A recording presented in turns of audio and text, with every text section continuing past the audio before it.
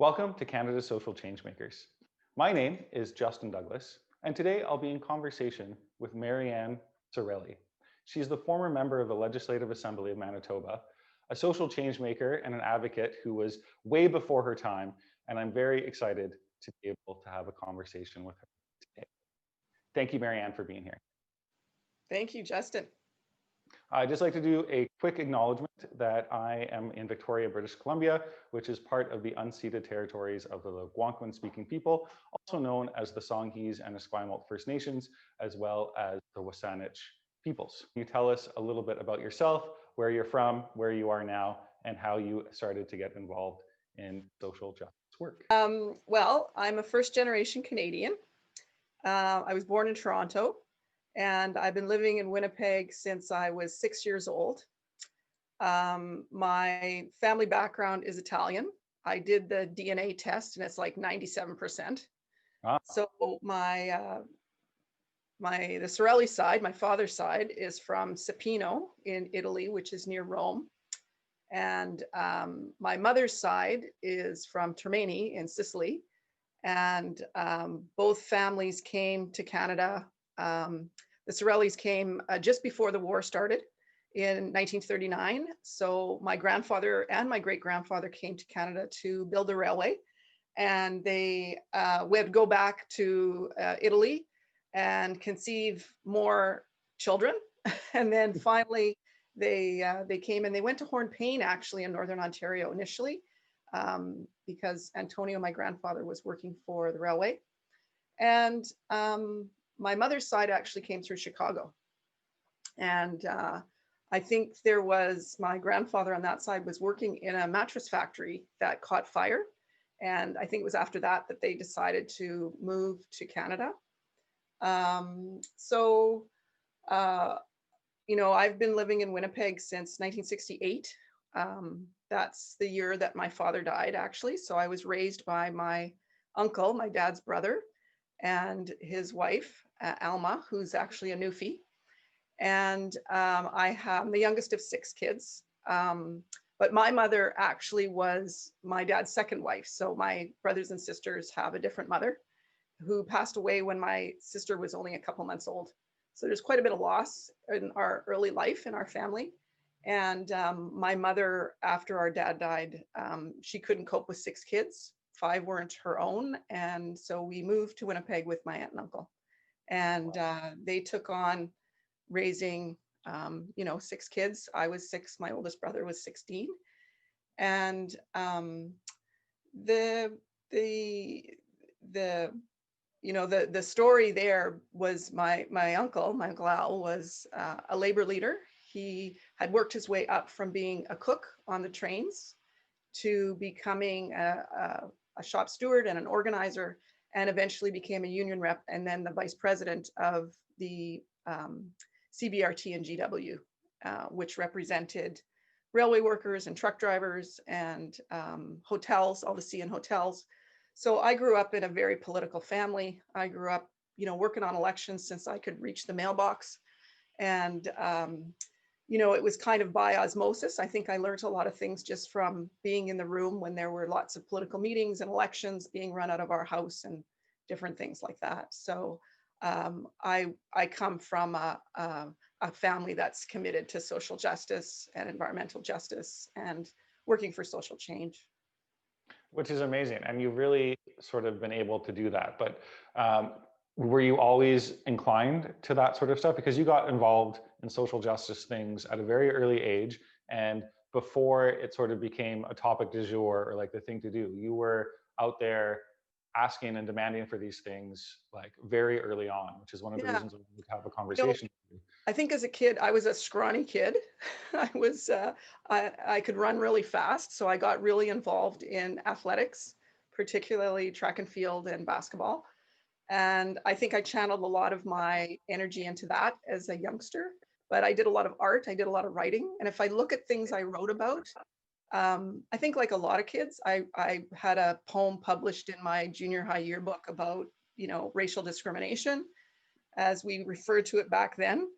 And in high school, I actually organized women athletes because we had won the basketball provincial championships when I was in grade 11, and we weren't getting all the goodies that the boys teams were getting, the gym times and the uniforms. So, that's the kind of organizing I did in high school. And I think, I was raised to not bystand. I was raised to stand up for myself and to stand up for what's just and fair, and to speak out and to not just pretend someone else is going to deal with that, to actually take responsibility for things that are happening in my community or, in my workplace. And that's just the way we were raised.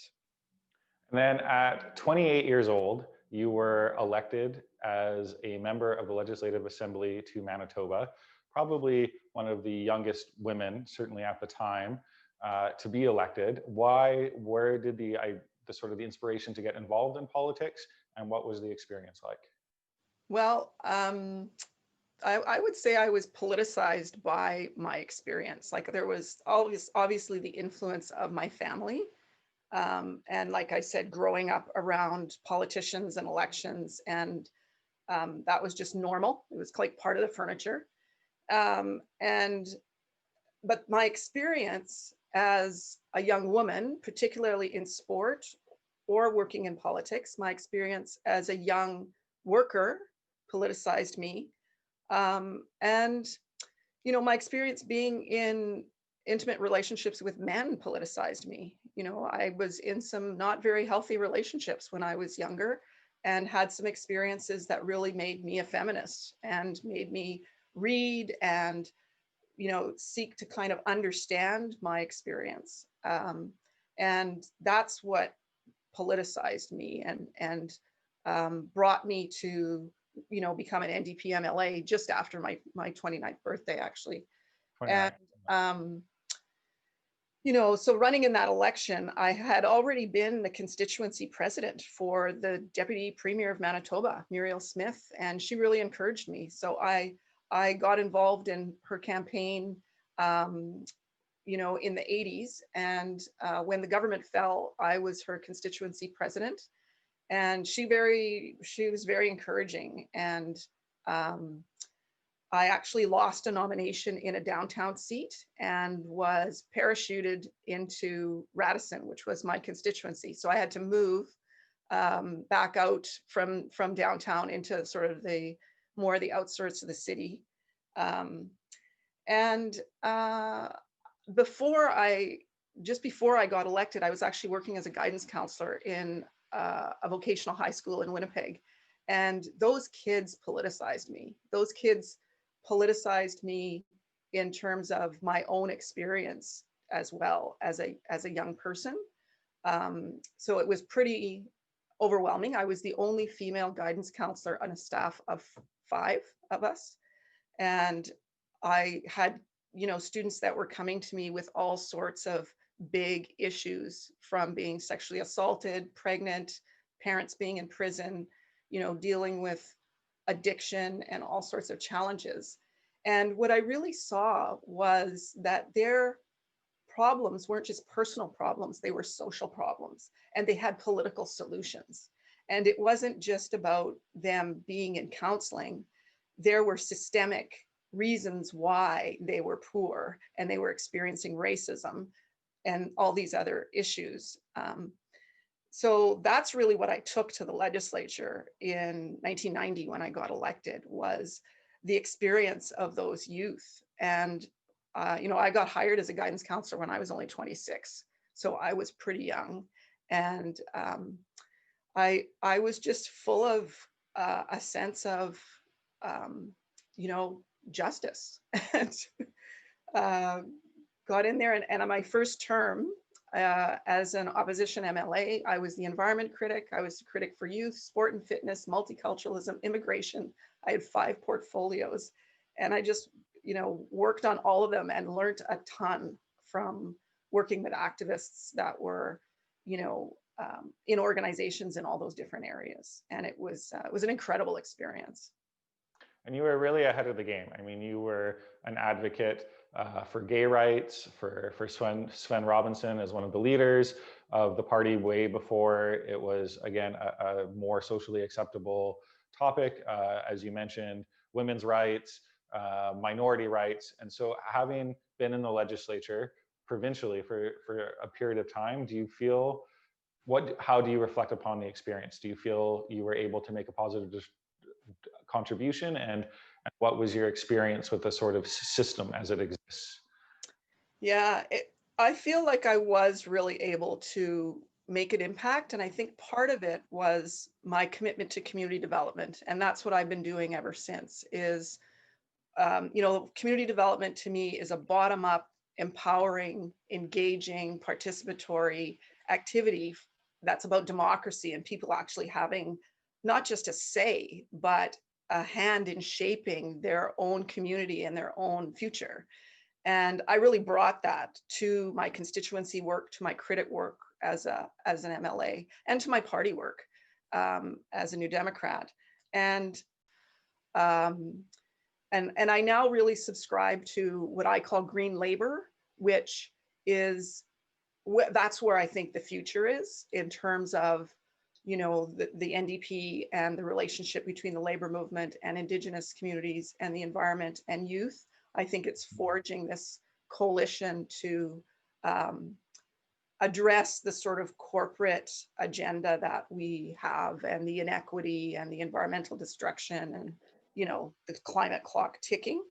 So I'm still a New Democrat. I'm very involved in the NDP, but we can talk about some of the things that I did accomplish both in my constituency and in some of those different portfolios I had. And I do believe that the way for change is through electing governments that are going to be progressive and are going to be what I call an activist government. I want to be part of activist politics. And I sometimes say that when I was elected, I still saw myself as an activist that just happened to be elected. And that's how I kind of conducted myself. And, now I work for Leah Gazan, who's my MP. And I think she really shares that. I worked my butt off to have her win the nomination and become our MP. And I think that there's lots of other people in the NDP that share that view of activist politics.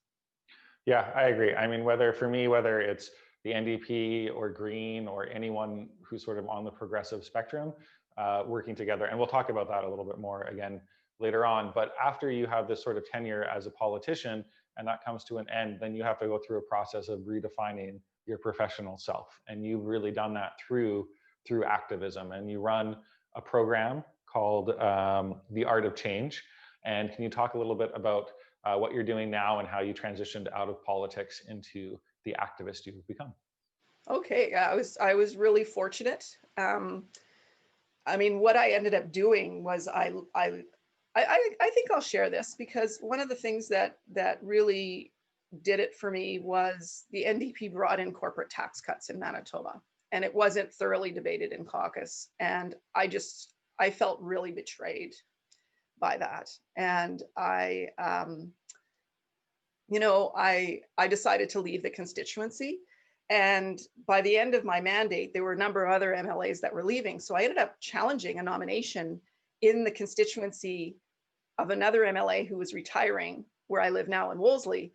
And I already had a seat. So people thought I was completely crazy. But when I had when I had moved and was parachuted into that constituency, I had made a commitment to live there. So since I had moved, I had told them I wasn't going to run again there. But then I thought, well, if this other MLA is leaving, I'm going to seek the nomination in this seat. And it was a really dirty nomination. It was really tough. And I ended up being one vote off the last ballot. All my support went to elect Rob Altemeyer, who was challenging, actually, she ended up being the first lesbian elected in Manitoba, Jennifer Howard, who's now the chief of staff for the NDP in Ottawa. So, there was all this sort of movement. And so I lost that nomination. I was no longer part of the government. And I was asked to teach some courses in women in politics at the university. That's kind of the first thing I did after I wasn't elected, and then started sort of teaching a number of different courses at both universities in Winnipeg, everything from kinesiology to education to women's studies and in politics. So I had a run there, and I also organized the contract faculty. So we negotiated a collective agreement with Lloyd Axworthy, who was the president of the university at the time, and Claudia Wright, who was in on the staff. So that was a really good experience as well. And I started my own, I guess I can call it a social enterprise. It's but I call myself Marianne Cerilli Change Agent, and you've obviously been on my website because you've seen my workshops and the project organizing that I do. So I've basically taken a lot of my experience in the community, and I'm now trying to do projects for other organizations. So I've worked with unions, I've worked with First Nations, I've worked with, you know, nonprofit organizations, environment groups, and I'm at the point now where I want to publish some of the, what I call creative learning experiences, because I was also recently teaching for 5 years at Red River in the community development and community economic development program in Indigenous education. So I have all this sort of content material in everything from conflict resolution to fundraising and event planning that I'm kind of putting to work in the community. And so I'm really pleased with trying to pivot now and use my website more and do digital online organizing. So it's been challenging because of COVID, but I'm doing some workshops coming up that I'm really excited about with some women's organizations, focusing on social determinants of health and healthy communities and holistic health, which is what I'm really passionate about. And so I appreciate that you checked out the website, and I'm going to be putting lots more stuff on there to I think both empower and educate and engage people in being effective at working for social change and social justice and ecological justice. I think I want ecological justice there, because one of the things that I do know about you is that you have a trail named after you in, yes. And so obviously there's a connection to some ecological stuff you've been doing. Can you talk about that a little bit? Sure. I mean, the Transcona Trails Association is naming a trail after me because I helped start the organization when I was an MLA. And that came after like a decade of work. So it started off where when I was first running in 1990, it was August and it was over 30 degrees. And there's a neighborhood in Transcona that just smelled like creosote, which is the wood preserving that goes on railway ties. So there had been the Domtar wood preserving plant had been in the neighborhood, and it was a contaminated site. So it took 9 years to get that site rehabilitated, and it's now the Transcona Bioreserve. So it's a natural park, and it has a trail through it, and it's like an outdoor classroom for the schools around. And it is a beautiful green space that's improved the property values all around it, and been a real model, I think, for what you can do with a contaminated site. And then the other project that I worked on in the early 90s was protecting some tallgrass prairie that was in Transcona. And it was in the easement for a 4-lane divided highway that would have just been more of building cities for with car infrastructure. So we got the prairie protected in perpetuity. And the Transcona Trail started by connecting those two sites, the Bradley Prairie and then the Transcona Bioreserve, with a trail. And the organization that has been building trails since 2002, and now Transcona is full of all these amazing trails. And it's really about mode shift and making alternatives so people don't have to drive. They can ride their bicycle, they can walk, skateboard, whatever. And that's something that is a big part of making urban municipalities to make the transition to a climate carbon neutral economy. Congratulations. So I'm yeah, if you're ever in Transcona, A lot of work that you're focused on now as well is about municipal growth, growing in an ecological way, and working with communities in terms of housing and environmental development. So maybe you can pick up on that. Yeah, so I mean, people were asking me in the last provincial election if I would run in my constituency, and I decided not to. I decided I had been in opposition for 9 years, and I really didn't want to do that again. I mean, I would love to be in government, but at my age, I decided to just stick with the community for now. I'm not putting politics out of the question. But I decided to, someone asked me if I would chair the Wolseley Residents Association. So I chair my neighborhood residents association. I've really been trying to build it into an organization at the very neighborhood level that has a climate justice agenda. So we've been, you know, there's a group that's building community gardens. We're really working hard to save the tree canopy in Winnipeg.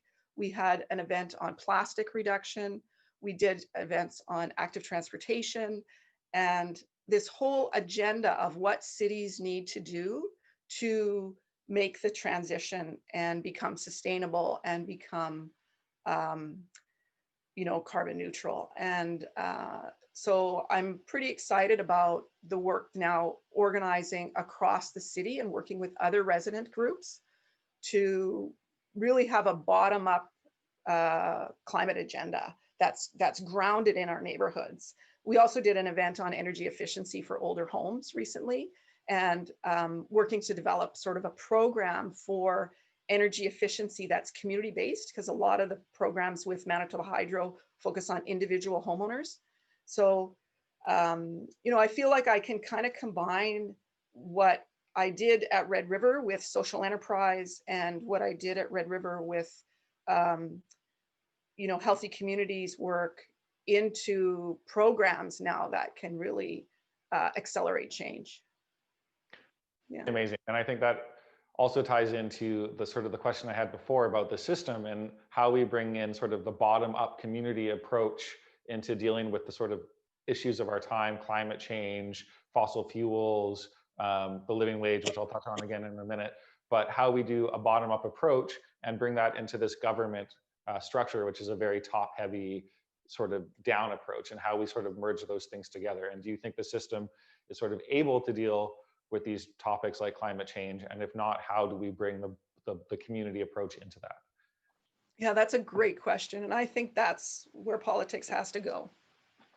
So a lot of what I do now is focused on community engagement, and not only for communities to get really good, but most levels of government have some kind of public engagement, open government kind of policy. Excuse me. And we as community members, as active citizens, have to get very good at pulling on those levers. And I used to always say, as an MLA, what I tried to do was get my foot in the door and then pull the door open and bring the community in. Because when the community was at the table, for example, one of the other things I want to talk about is this green labor agenda, which ties into how we make change. But one of the other issues I dealt with in my constituency was a bus manufacturer that painted buses 24/7 right across from people's homes. And, you know, we were going to review their environment license and make sure that they put in scrubbers and were dealing with paint that wasn't, you know, carcinogenic and all that kind of thing.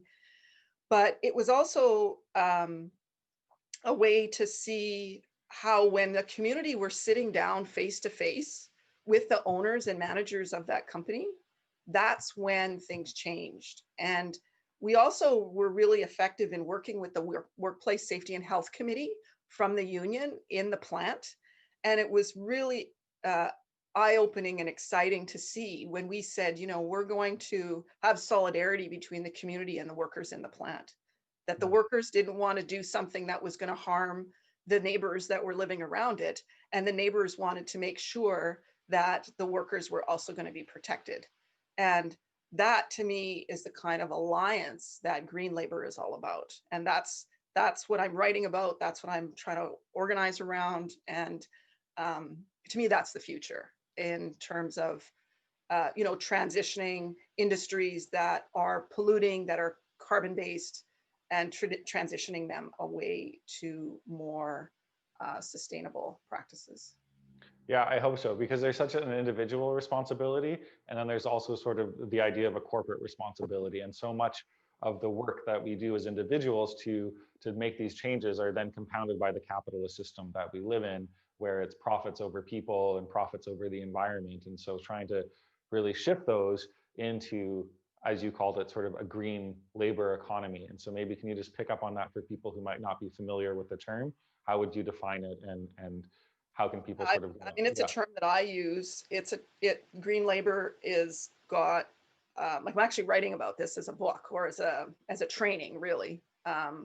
And it includes everything from taking the rights that we've won in labor, the rights to organize in the workplace, the rights to collective bargaining, and the rights to negotiate agreements, and to start including an ecological agenda in that. So, and then it's also things like looking at where does labor have its pension funds invested, the whole divestment movement around divesting from fossil fuels and other industries that are unsustainable.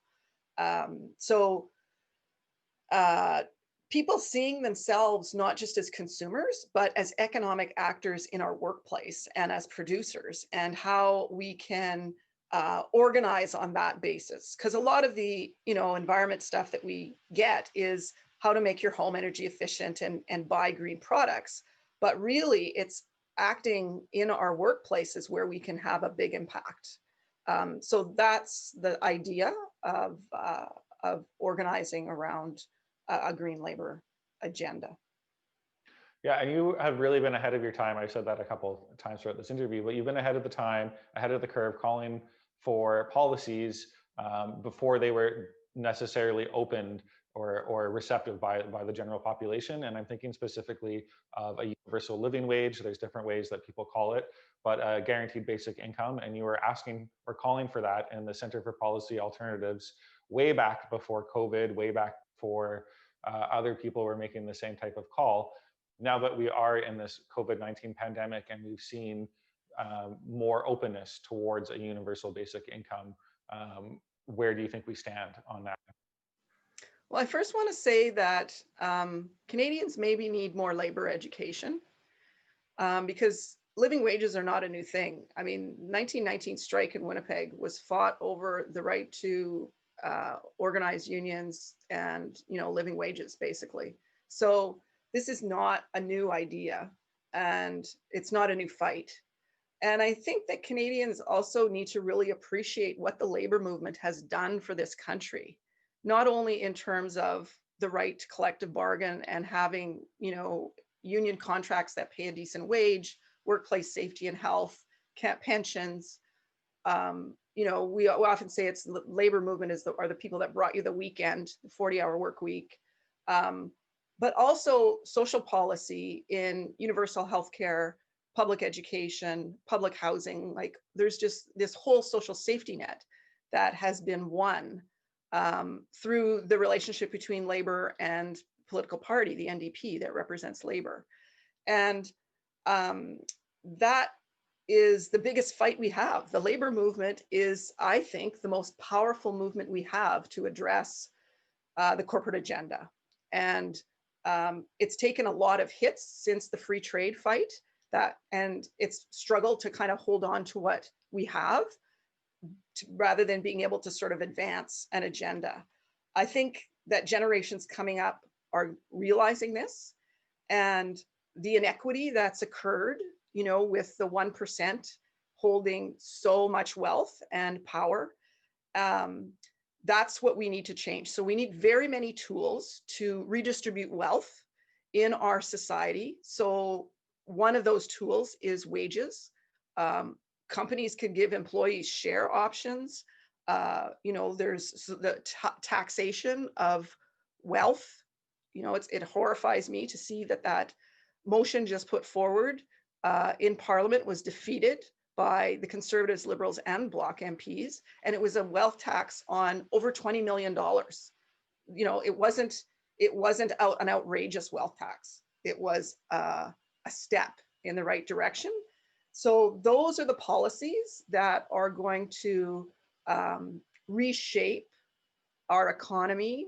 And I agree with Greta Thunberg when she says, we don't have the politics we need yet. And I do feel like I've been advocating for those kind of politics for my entire life. The politics of inclusion, the politics of unity, getting money, corporate money out of politics, redistribution of political power in political parties so they're more democratic. And, some kind of proportional representation, I think, is part of that agenda.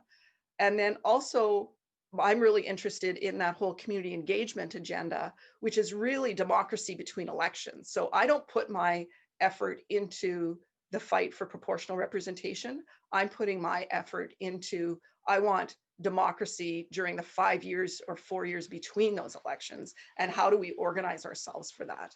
That's where I put my energy. Incredible that I want to pick up on, because that's something my background is in law and politics as well. I feel like I've been banging my head against a wall, sort of being a progressive in this system of the man, basically.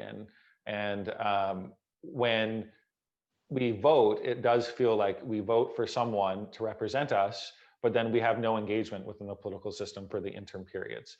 And that person doesn't necessarily reflect our values.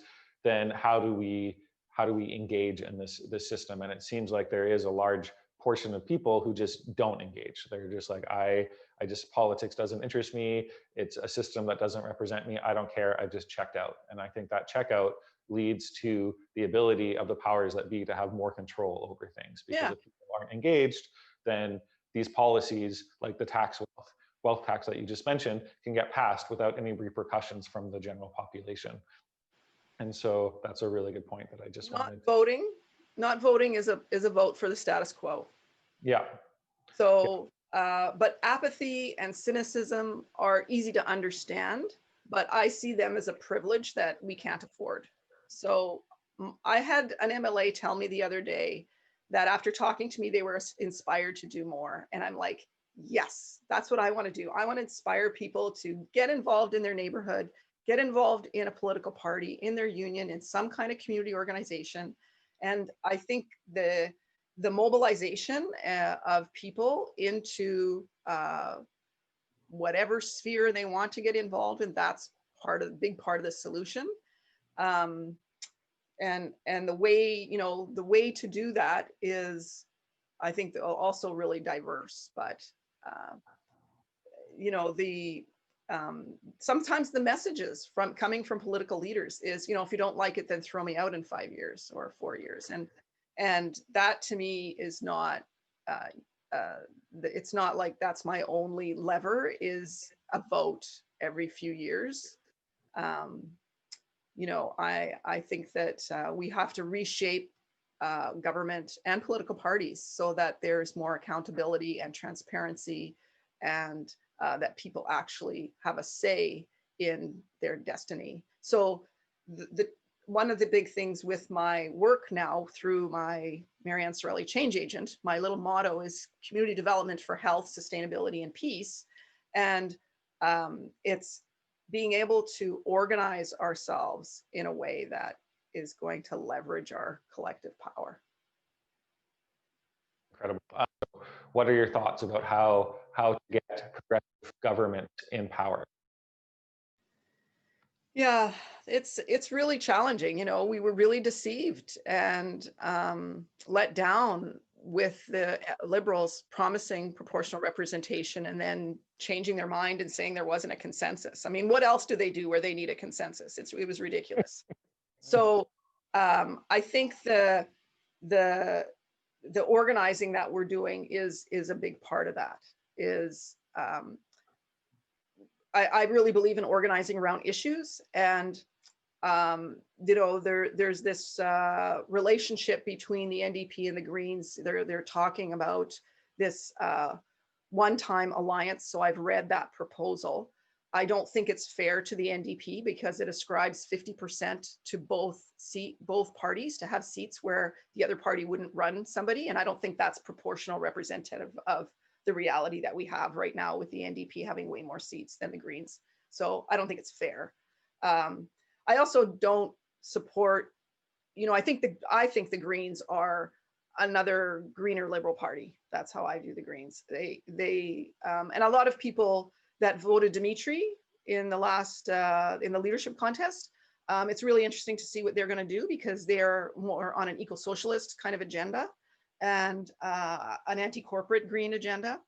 And so to see what they do, because there was thousands of people that signed up for that. And but I do think there has to be some conversation about not splitting the vote and allowing more conservatives in particular to get elected, but also liberals who often are just as conservative in my experience as Conservative Party members, especially on the economic side. They may be a little bit more progressive on social policy or social issues, but they're not making that big of a difference in government, and they're stopping things like a wealth tax or some of the other things that really need to happen.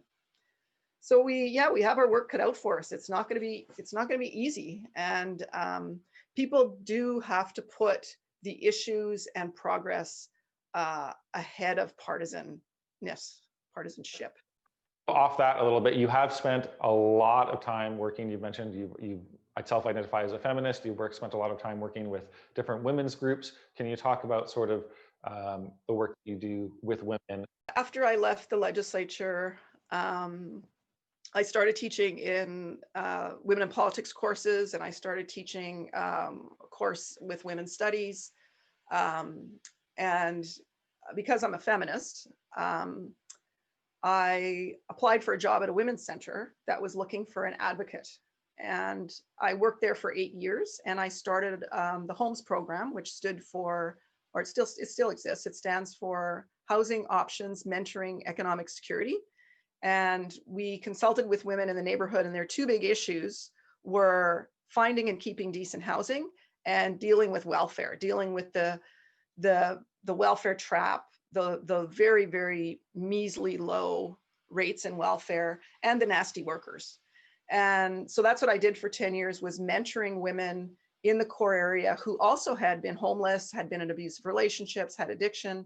I would work with 4 women a year, and they would be trained to help women not get evicted, not get cut off welfare, and all those kinds of things, and to advocate for women getting housing. And there was mostly the women that we worked with were Indigenous or newcomers to Manitoba, because it's the inner city of Winnipeg. And that program was actually recognized by Status Women Canada as one of the top 5 leadership development programs for women. So I was proud of that. The idea of mentoring women in leadership in a program like that, I think also is ultimately important too. We know that when women are empowered, that things change for the better. And that's tried and true sort of development theory. So the other thing that, I guess my own experience with housing also informed my work on housing. And I was the housing critic when I was at the legislature, and the legislative assistant to the Minister of Housing when we were in government, for my term in government. I also sat on the Healthy Child Committee of Cabinet when we were in government, and there was programs like the Roots of Empathy, which taught children to care for babies, like just transformative little programs that taught about child development, and I think really help kids not put on sort of a tough coat of protection when they've had traumatic experiences, to